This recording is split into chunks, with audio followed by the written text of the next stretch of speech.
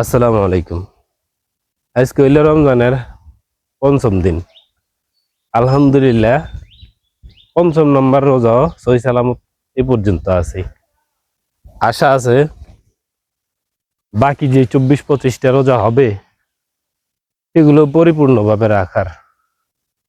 এখন আল্লাহ ভরসা। তার কারণ হয়েছে রোজা রমজানের মাস, এটা হচ্ছে রহমত এবং বরকতের এই 10 দিন। এই রহমত আর বরকতের 10 দিনের মধ্যে হচ্ছে আল্লাহ নিজে থেকে আসলে বরকত দেয়। এই 10 দিনে যার সহনশীলতা দেখাইতে পারবো বা মানবিকতা দেখাইতে পারবো, ভালোভাবে চলতে পারবো, পরিপূর্ণভাবে রোজাগুলো রাখতে পারবো, বাকি 20 দিন তার কাছে কিছুই না। যাই হোক, কথা হইলো রোজার 5 নাম্বার দিন আলহামদুলিল্লাহ খুব ভালোভাবে কাটাইতেছি। বাকি যে 24-25 দিন হইব সেটাও পরিপূর্ণভাবে কাটানোর চিন্তা ভাবনা আছে। তো এই 5 নাম্বার রোজা পর্যন্ত কি সবগুলো আছেন একটু কমেন্ট করে জানাইবেন,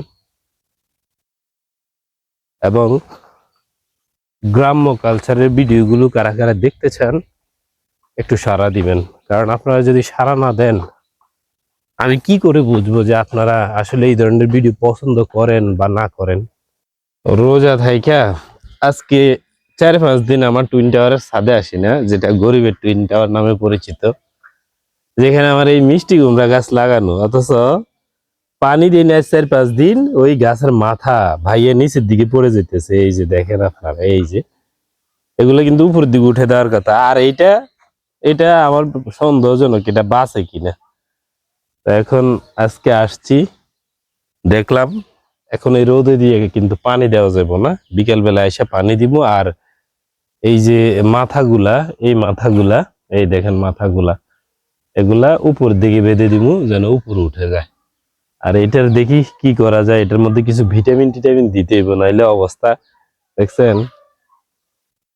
অলরেডি এত ছোট গাছের মধ্যে ফুলও ছেড়ে দিছে 4-5টা।